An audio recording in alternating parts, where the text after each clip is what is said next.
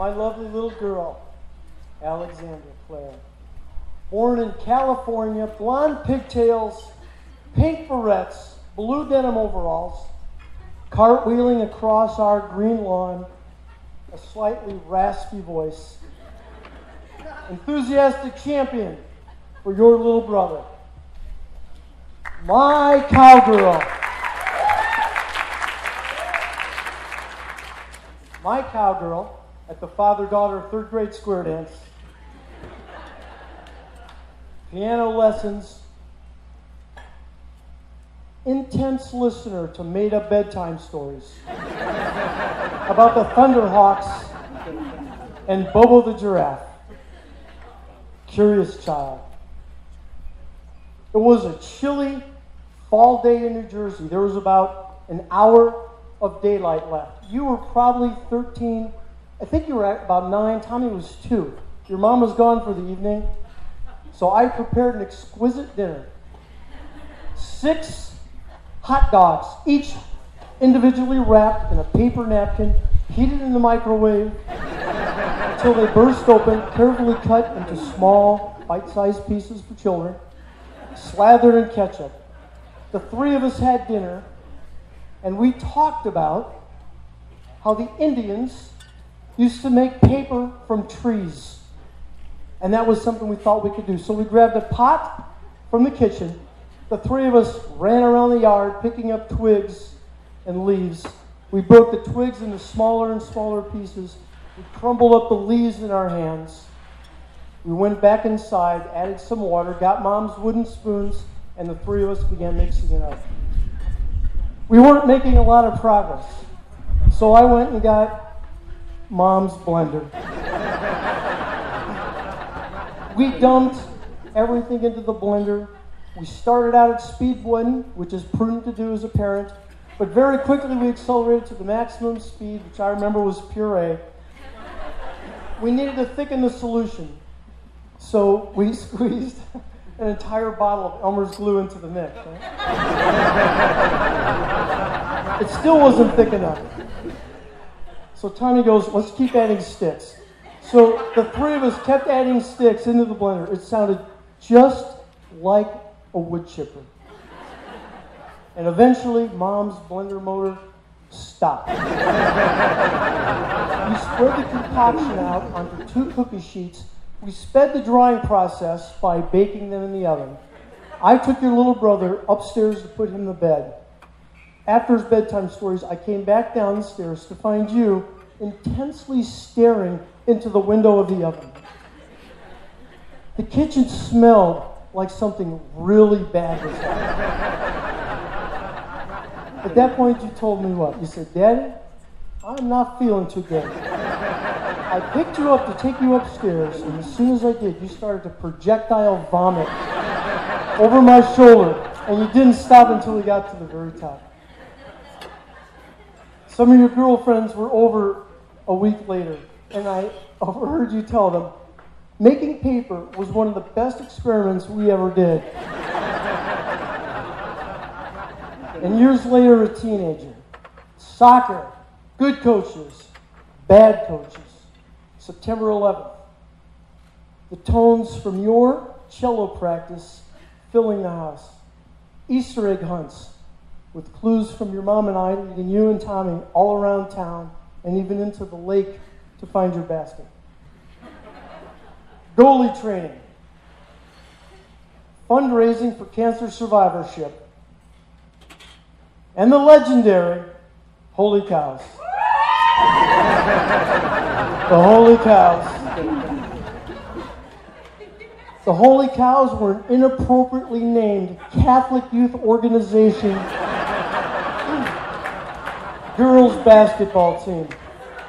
The girls were 13 years old.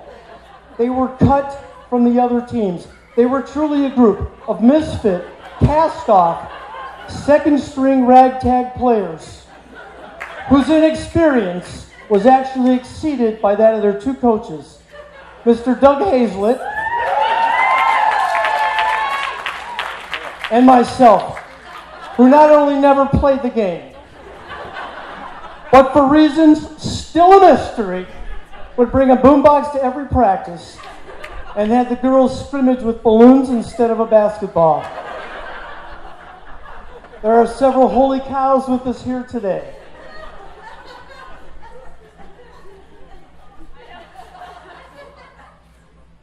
First, let's start with Coach Mr. Hazlett. Katie Flynn.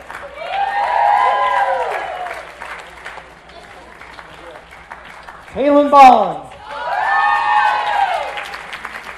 Gwendolyn Avery.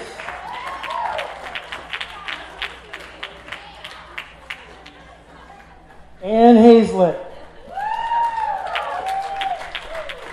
And Alexandra Triumph.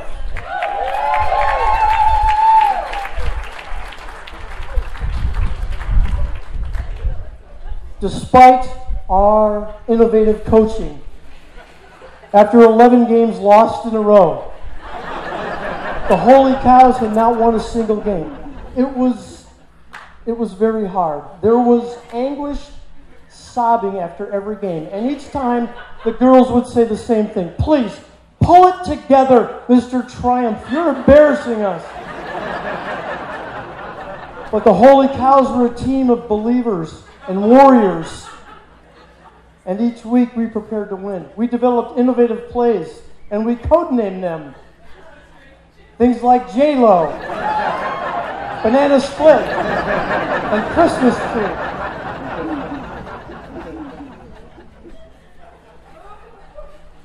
The season culminated into a classic underdog story. It was our last chance to win. The Holy Cows were playing St. Mary's School of Perpetual Motion.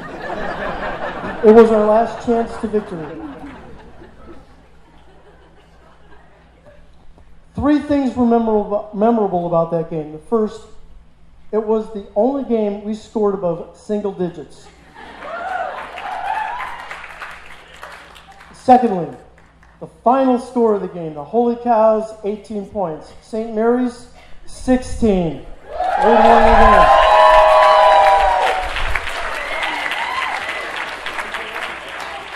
Lastly, there occurred something so remarkable that to this day, 15 years later, it's simply known as the shot. Because of the Holy Cows' intensity and their commitment to win, they created what can only be described as a supernatural phenomenon. An occurrence that actually warped the space-time continuum and slowed down time. Words alone won't do it justice, but let me try. A Holy Cow got the rebound.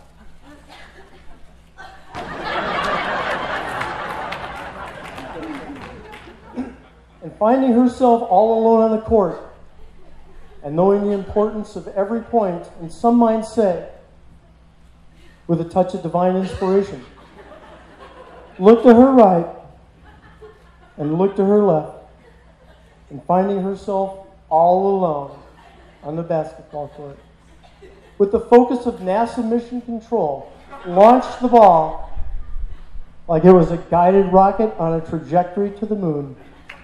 All eyes were on the ball as it flew across the gym before perfectly sinking directly into the basket of the other team.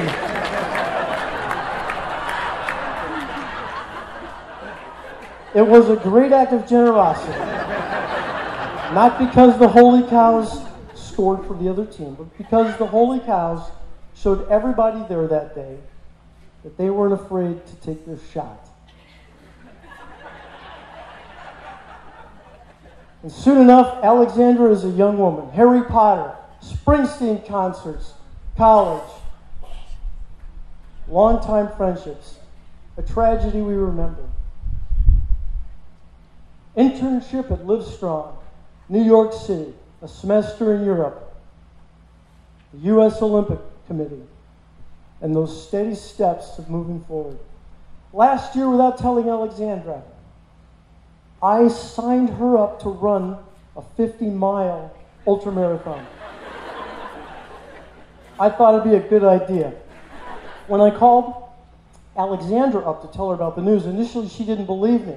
But when she did, the first thing she said was, "Wow, how do I train?" And over the next several months, and with Jordan's tremendous help, Alexandra trained like a champion. The run is held through the woods of North Carolina on a trail. It starts at 6 in the morning. So we started off with all the other runners wearing headlights to find our way through the dark.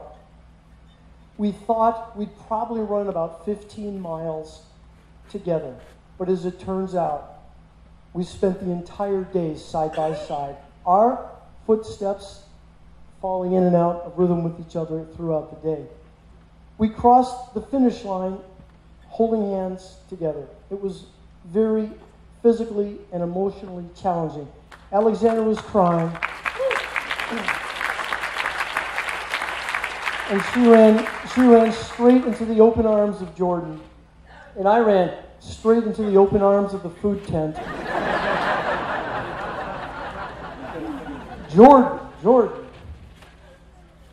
The first time I even heard the name George when Mrs. Triumph told me, "I talked to Alexandra today, and she met a new friend at the Hoboken Running Club. And he is a boy." All right? Oh, yes, and Alexandra told me that you will really like him. All right? The first time I met Jordan, it was winter in New Jersey, Christmas time. I walked outside to greet him as he drove into the driveway. I immediately had 3 observations about this young man. The first is that he got out of the car and he had flowers and chocolates. So I'm thinking probably what everybody here is thinking, but you're too polite to say. Sure, that's nice, but he's probably never made paper in a blender. And maybe because, since my kids were little, they used to tease me about my big thighs, or maybe because it's winter and Jordan's wearing gym shorts. The next thing I noticed, he has the biggest thighs I have ever seen on a Homo sapien. These were not average getaway sticks like a lot of you are sporting here. These were giant Tyrannosaurus Rex thighs. And I thought, I like him already because of the similarity with our legs. And I'm thinking, with legs like that, he could probably play for the Holy Cows.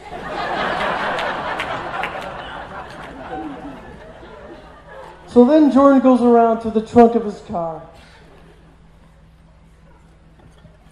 And he gets out a guitar.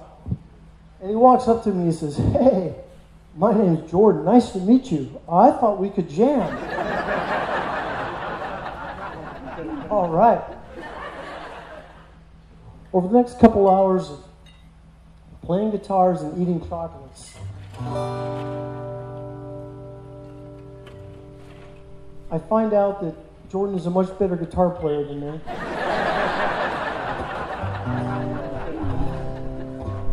I can tell by his legs now that I'm up close to him, he's a much more powerful athlete.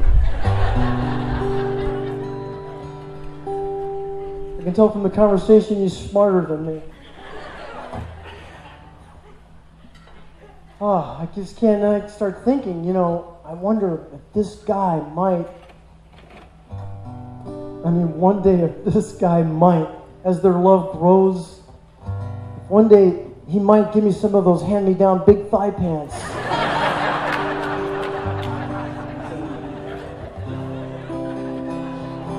So I want to invite Alexandra and Jordan. Well, what's funny is he has since given me 6 pairs of pants. And that's true. I'd like to invite Alexandra and Jordan to come up and jam with me.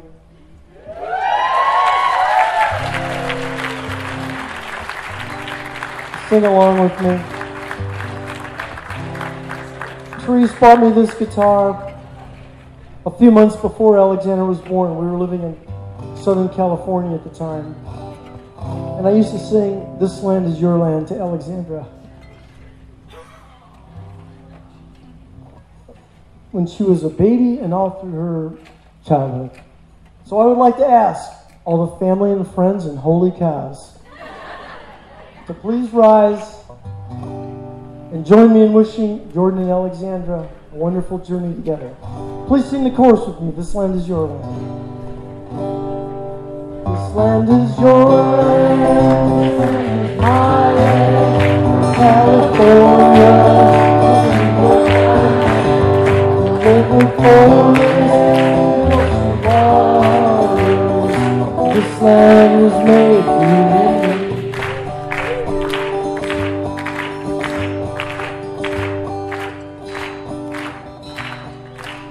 Well, you grew up strong and you grew up true. You're a lot like your mama, through and through. I couldn't make paper, but I'm glad you knew. I destroyed that goddamn blender for you. This land is your land, this land is my land. From California to the North Island, from the redwood forest to the ocean waters, this land is made for you and me.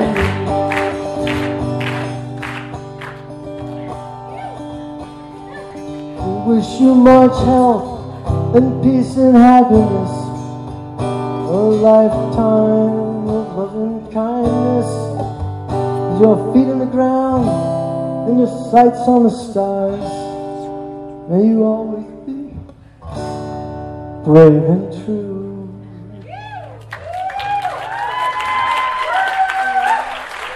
With your feet on the ground and your sights on the stars, may you always be brave and true. Last chorus, here we go, last chance.